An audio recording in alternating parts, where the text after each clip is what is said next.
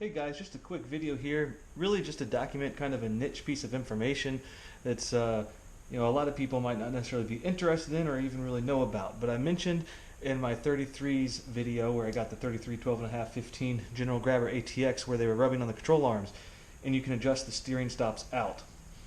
So this is the steering stop. You can see the outer part of the steering stop is this little plastic cap.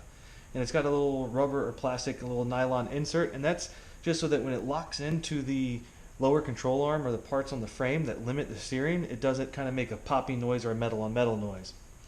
Now a lot of times these caps will end up wearing out. You can see that my cap is worn through, so it's making metal on metal contact anyway. Doesn't really matter. A lot of times it can make kind of a popping noise. A lot of times people will just grease their steering stops. If you really wanted to, you could replace this cap. But when you remove the cap, you can see the steering stop bolt. It's kind of a funny head. It's not a normal bolt head, but the problem that I'm solving specifically is that I had to turn my steering stops out so far that there was hardly any threads on the end of this that were still stuck in the steering knuckle. And as a result, you saw in that last video too that I was actually missing one. Part of why I was missing one is because they were adjusted out and only a few threads were holding them in, even with the jam nut. So I actually just wanted to replace my steering stops with regular bolts. I wanted to get longer bolts so that they would be able to stick out far enough to limit the range of motion, but also have enough thread retention into the steering knuckle holding it in place.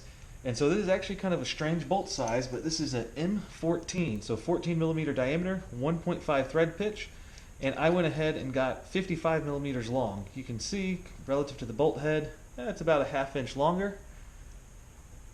And that should give me plenty of threads inside that steering knuckle to help retain the steering stop. So I'm going to go ahead and replace these and get them all adjusted so that I'll be at a good range of motion on my steering system, and then I'll just put a little dab of grease on the bolt head just so that it doesn't make any loud metallic clinks. So I went ahead and parked my truck with the steering at a hard left. It's actually rubbing a little bit on that lower control arm, but this will at least give me access to the stop. So you can see the jam nut, I got a 7/8 open end wrench. I'm going to try and loosen that up.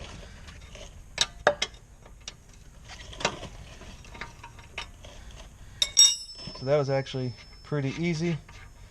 You can put a wrench on the bolt head here, but that's really just a plastic cap. Usually they will unscrew by hand. So there wasn't a whole lot of threads that were holding it into the steering knuckle. And you can see this location right here on the lower control arm. That's where the bolt head will interact and stop your steering motion.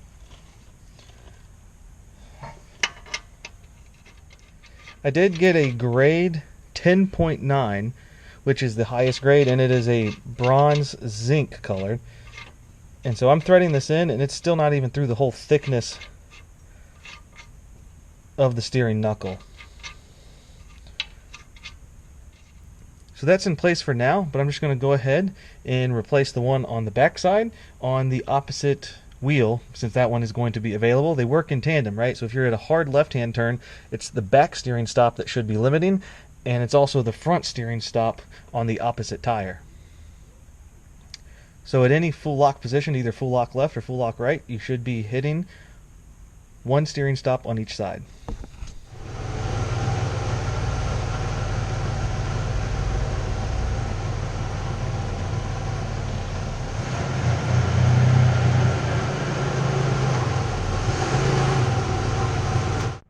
So this is bolt 3 out of 4 that I've done now. This is the steering hard to the right, and this is the passenger side tire on the front side of the lower control arm. I'm just loosely installing the bolts for right now, and then I'm going to do a fine-tune adjustment to make sure that I get it the most amount of steering that I can get, with giving me a decent margin between rubbing on the lower control arm and things like that. So once I get all 4 bolts in, that's when I'll make the final adjustments and then lock down this jam nut. So I never really showed you the steering stop that's on the back side of the lower control arm. So this is the driver's side front door.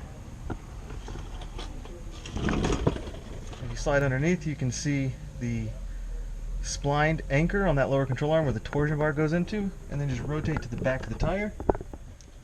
And this is where that steering stop goes. And again, It's on a part of the lower control arm on either side of the lower ball joint that the steering stops hit. So all you do is you kind of turn your steering stops in so that you have more than enough room, and then you do a slight turn and figure out where your comfort zone is. So I look on the back edge of the tire for the lower control arm contact, and I decided for my comfort level I wanted a decent gap. So with the tires already statically in that position, what I do is I grab the bolt head and I turn it counterclockwise, lefty-loosey, to bring it out until it hits the stop. And then you just tighten the jam nut down, and you do the same thing on the opposite side. So that would be the passenger side tire on the front of the control arm. Then you're going to turn to the other direction, look out for any sources of contact. Do the same thing, you just turn the bolt head until it's making contact and tighten the jam nut down, and that is now going to be the new limit of your steering travel.